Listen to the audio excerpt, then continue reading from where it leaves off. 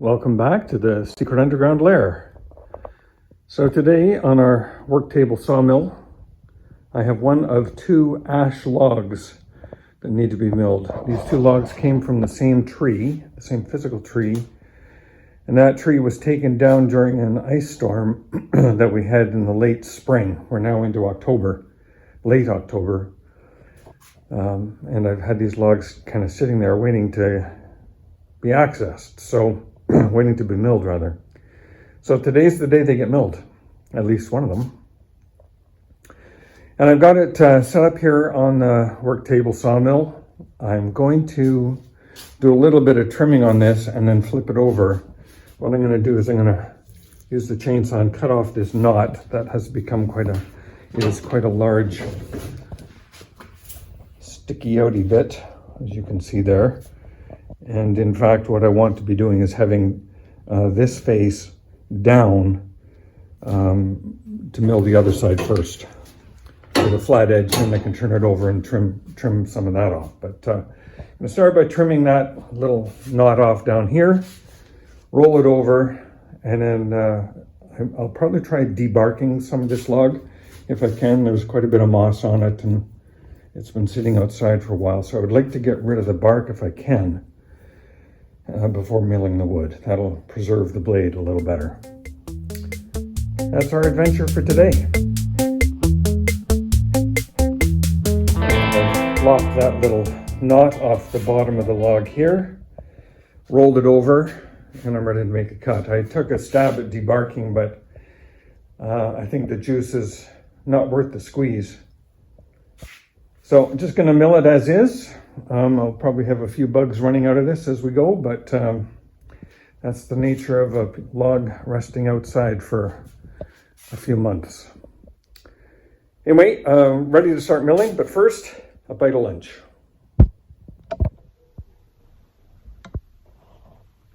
So I stopped the cut here. It seems like we were diving quite heavily. So I thought I'm just going to take the saw and cut the chainsaw and just cut this part off and see where the blade lands, because I didn't like how that was going.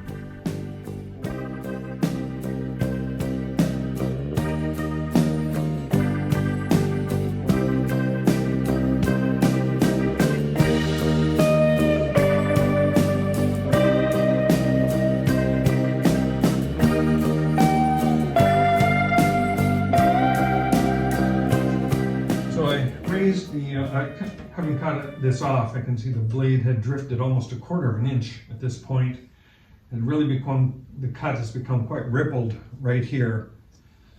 And the other thing I'm observing is this log is very wet, very wet. You can just feel the dampness of the wood when you put your hand on it, even after that cut. So I think what I'll do is I'm going to try and cut off the rest of this piece here. But I think that's all I will do with this log. I'm going to let it sit. I think I better let it sit till the spring, maybe even the summer, to let it dry out some more. I think this is just going to be too wet to cut, at least for my setup that I've got here.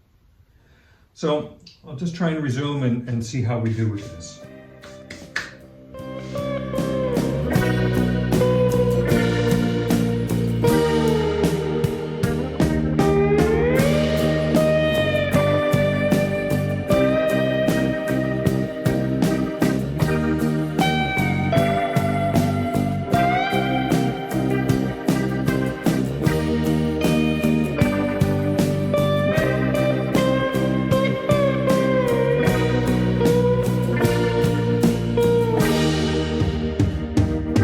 Well, from this point on, it made a beautiful, clean, straight cut.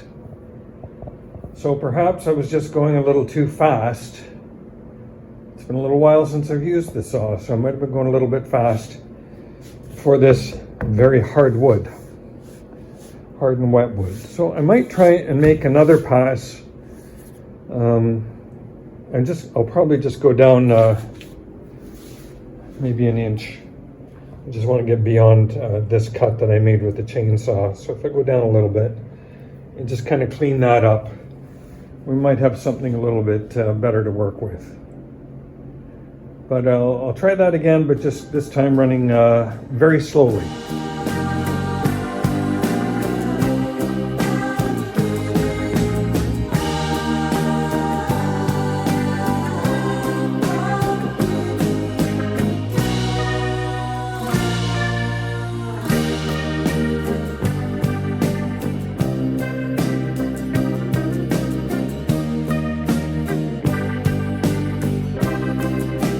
That cut went significantly better.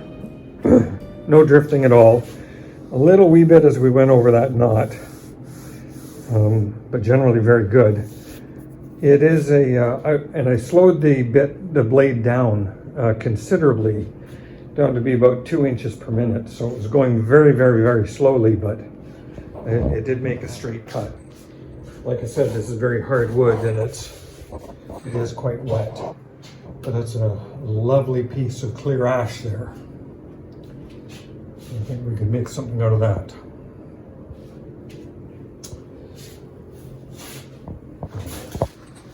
So I have a little bit more milling to do. I'll have to put that off for another day though. And that's the end of the day that I've got here. Other things on the docket. But we'll come back and finish up this log in the next clip.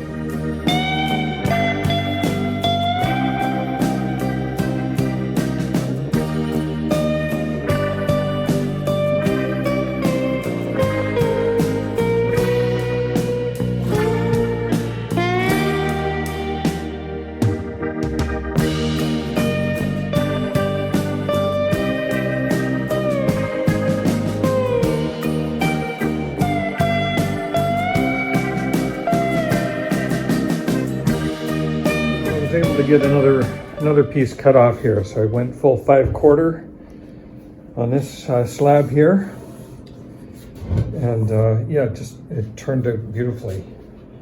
Just went slowly. I did sharpen the blade from after the last cut,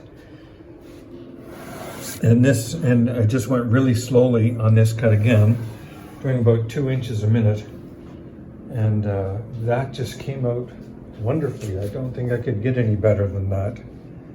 The wood itself is beautiful, clear, apart from a little start of the bark inclusion here where these two trunks diverged. But that is just a beautiful piece of wood. All right, now I have to leave it for another day. Our second slab, the first and second slab are now out in the solar kiln. Hopefully we'll get a little bit of drying action going on, even though it is a little cool. The next few days are going to be kind of sunny, so I'm hoping that'll help. Just want to give a shout out to John, who invited me up to the property to the farm to harvest this tree. This is a nice ash tree. Came down in a bad ice storm in the spring. I think I mentioned that earlier, but just a shout out to John. Really appreciate it. And we're going to cut another 5/4 slab here.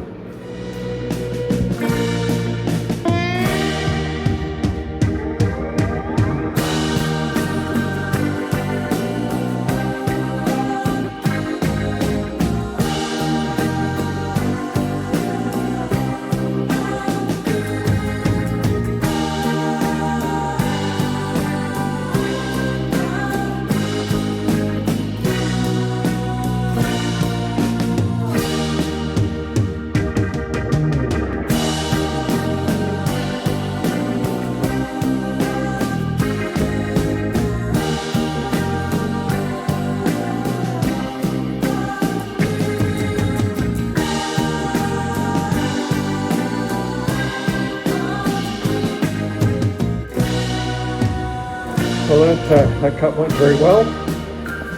See, we picked up some of the heartwood on that cut. But a beautiful piece of wood here, and went a nice even cut all the way down. I can't be happier with that. That just went wonderfully. So what I'm going to do now is take this log, flip it over, and we'll start milling from the other side. You'll notice some sawyers will flip the log multiple times, like they'll take a couple slabs and flip it over and make 90-degree cuts and flip it over to get cants that they can work with. But the logs that I use tend to be much smaller than what they do. And I wind up with, when I'm slicing logs like this, I wind up with pieces that I can generally run through my table saw as is. So I really don't need to make cants. In fact, they're really too small to make cants. So that's why I just tend to flip the log once. So make all these cuts, flip it once, and make the other cuts. That's what's going to happen now. The log is now flipped over. So we'll just take a skim across there, get rid of some of the bumps, a fair bit off this end down here, but then we're ready to start slabbing again. By the way, in the last video, I put the camera down here at this end to shoot this way, just so you could see the mechanism. If you'd like to see that kind of shot or more of that kind of shot, please let me know in the comments, or if you have any other ideas of where you'd like the camera to be set up. I'm always struggling to figure out good angles to shoot at, but anyway, leave a comment if you can about how you'd like to see this working. We'll go ahead and make this cut now.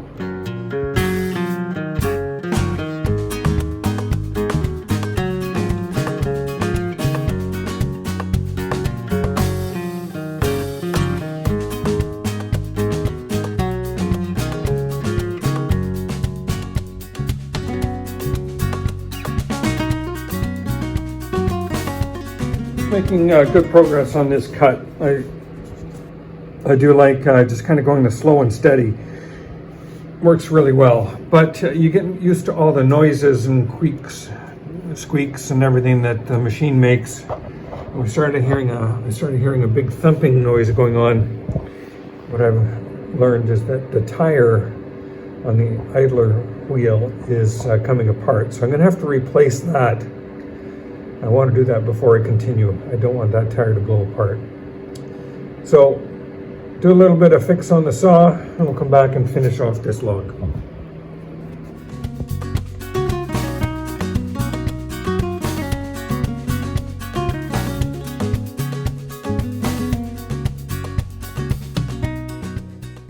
So I stopped the cut here. I can see the blade is bending a little bit. We're drifting up as we proceed into this cut.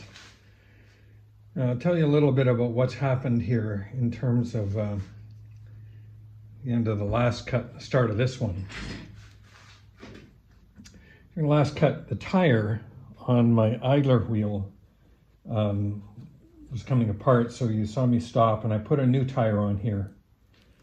I just had started cutting. I probably got about 1 inch into the log at this end when it just blew apart. So the glue did not stick. I'm thinking it's the same glue I used the last time I put the wheels on, but I'm thinking perhaps the contact cement over the winter lost some of its adhesion properties. I'm not sure. I don't know what it was. But make a long story short, what I've done is I've just abandoned the tire on the idler wheel. The contact cement that had been applied to that really has filled in the pores nicely on the MDF wheel itself. And it does have kind of a rubbery texture to it. So I thought, well, I'll just leave that. It's still crowned. And the blade is running fine around that wheel.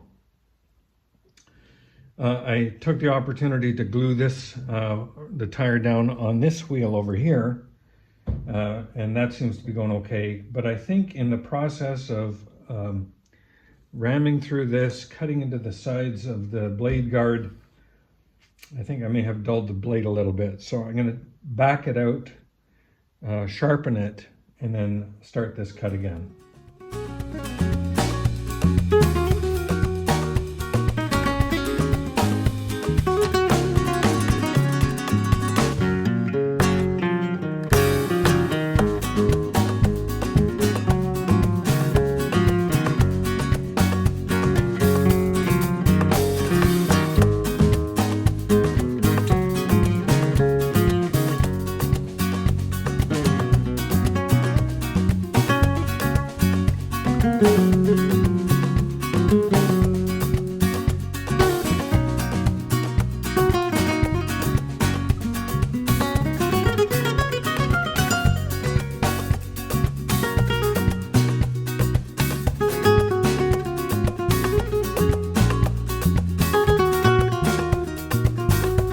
So I just cut this little end off here, actually in like so, where we had some blade drift. And interesting profile, you can see we're little, oops.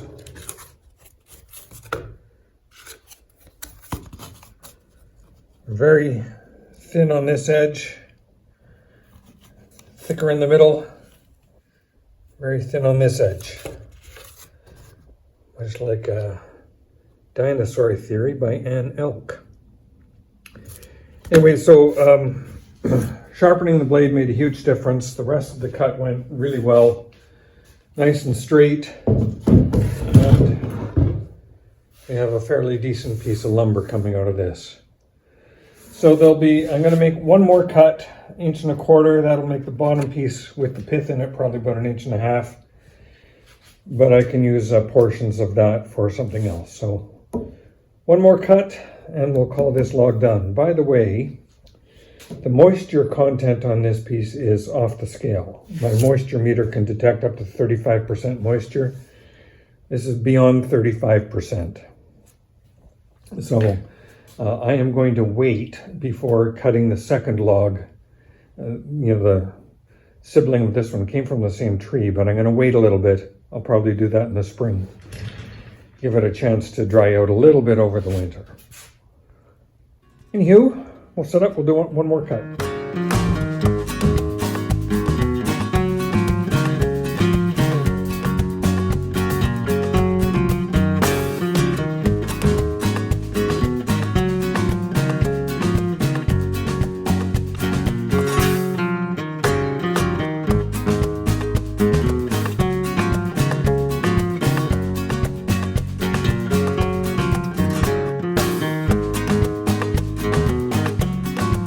And there are the last 2 bits of that ash log now milled.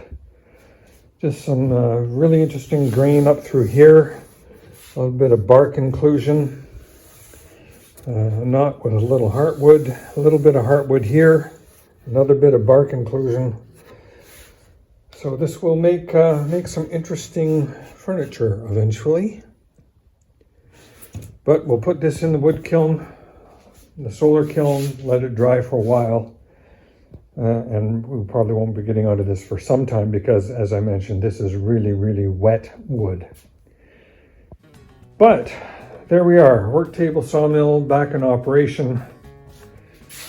The trick is keeping the blade sharp and moving slow. Thank you very much for watching. Please like and subscribe. I will see you on the next one.